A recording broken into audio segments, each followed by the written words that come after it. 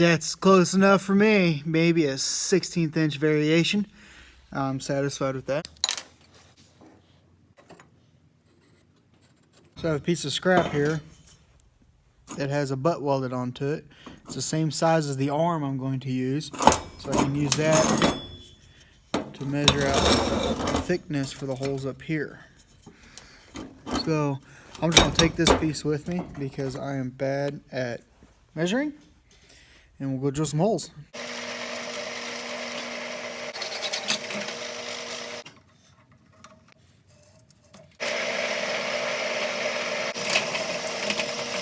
Alrighty guys, you want to know first? Check this out. I get the bottoms all leveled out, relatively even. And look, you can kind of see through the whole thing. I'm never that good.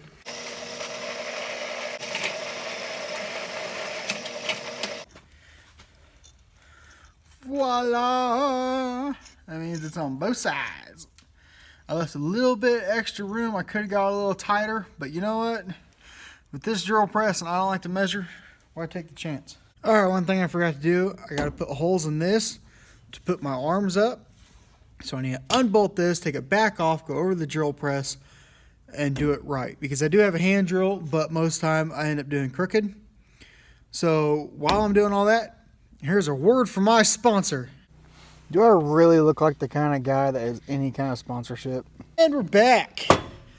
You can see I got 4 sets of holes in there. That way I can adjust it if I need to. And now I'm going to work on getting everything all lined up.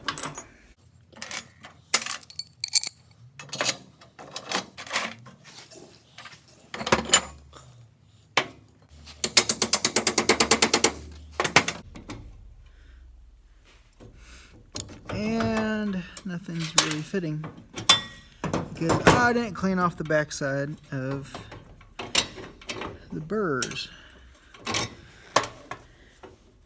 And actually, look at this one here. That's so much shorter than that side. That means drill press is goofy. Oh boy, I probably was better off doing it by hand. So yesterday, I drilled all these, I bolted this on. And as you can tell, maybe they're not quite level, and you can't get a bolt in there. Now you can really tell they're not level. So that means you can't get a bolt in there. The hole, here, I'll show you a bolt on the other side. That's where it needs to be. Yeah. So the whole theory of using a drill press to drill these bottom holes did not work. So all I'm going to do is take this back off and simply go in here with the hand drill and try to waller out just the top hole, because on these braces I'm using the factory oversized hole for the bottom. So that bottom already has some slap in it, whereas the top is fixed. So if I widen out the top, I can hopefully have a little bit of play in there to get those bolted up. Oh, real quick. This drill does not fit a 7/16 hole, which is the size of hole I use for that. This is the next size smaller, and it didn't even fit. But what you can do is it's a three chuck drill. What you can do is simply grind your drill bit like that, and it fits in there. It does not affect the strength of the drill bit, because guess what? They're still going to break in the middle. So that's a hillbilly tip for you.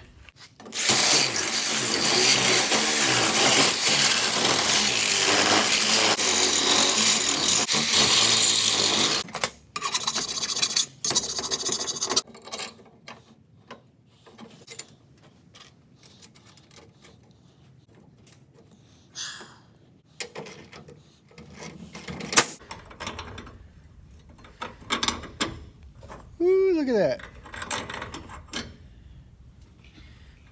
So, put that on there, that right there. Let it go back in. Oh wow, there's a lot of play in that. That's fine. We can fit this in there. And And that will go right there. So we really need it, and it looks like about the third hole. I'm gonna put the third brace in there and go from there. So I finally got both of them in there. And I got everything all bolted up. Now I'm gonna go drill holes in this so I can bolt the dealie to it. Alrighty, I got that fixed up. I had to waller up this back hole here. I can put it in either one of these 3 holes. And just looking at this angle the way I have it right now, I don't really think I need to have another one. I might, I still just don't know. But if I do, I want to drill it out to these bigger hole sizes, because I'm tired of thinking it's going to work and it doesn't, but I might. So what I want to do is take these little pulleys and turn them into that. I already did one, obviously, and it's still a bit rough. There's a little lip there and this and that, but after I get this thing spinning, I can just put a file in behind it or some sandpaper on a stick. Knowing me, I'll probably just hold the sandpaper in my hand, but I want to do these big ones too and get everything all ready to go. And then time for the complicated parts after that. So I want to grind those off.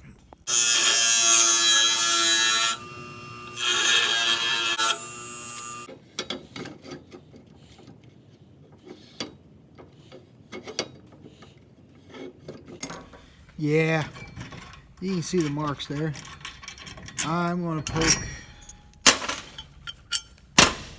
I think, another hole here and then drill that out more so I can use that, because just looking at it there, it would be pretty handy to have it like this or vice versa like that. So I want to go drill them up to some pretty big holes.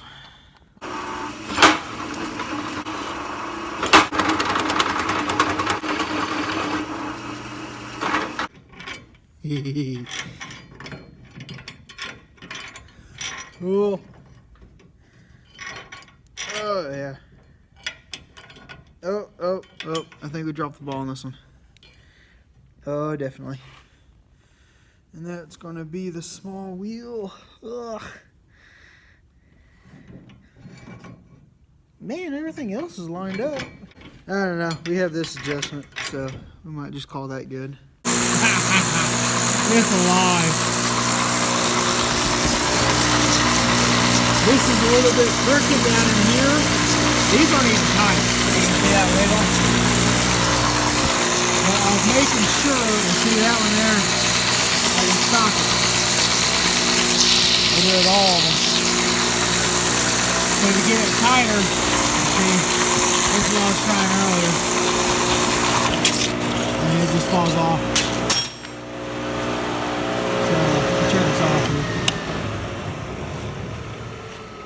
So everything runs right just like it is. I need to tighten these up. I might have to actually back it up as far as it'll go. And I still want a tensioner in there, spring-loaded tensioner, so that way I can keep it tight and keep it running.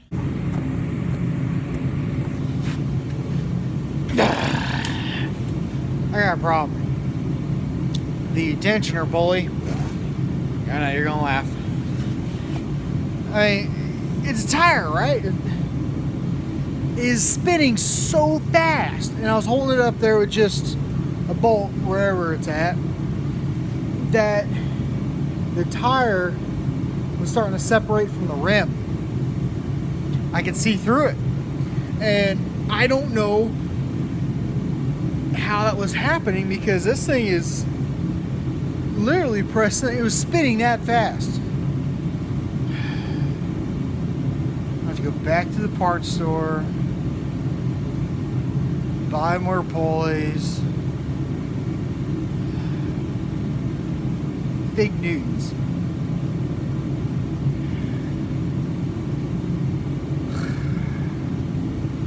Well, this is a good place to stop for this video anyways. Thanks for putting up with this.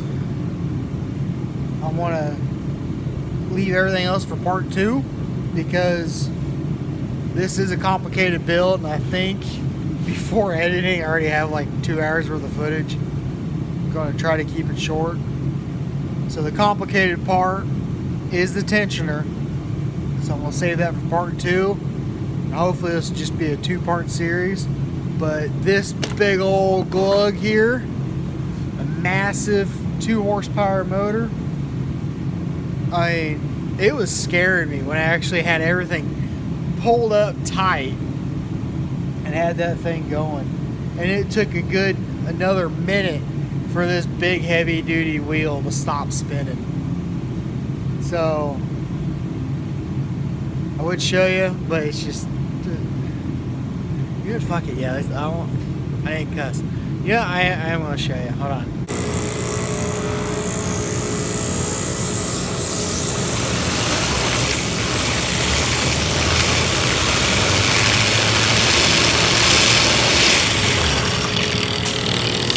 There goes the belt. You see it kind of separating in there. That's not safe.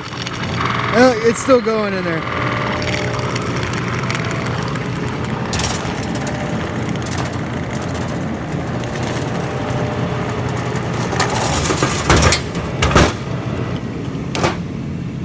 Yeah, no.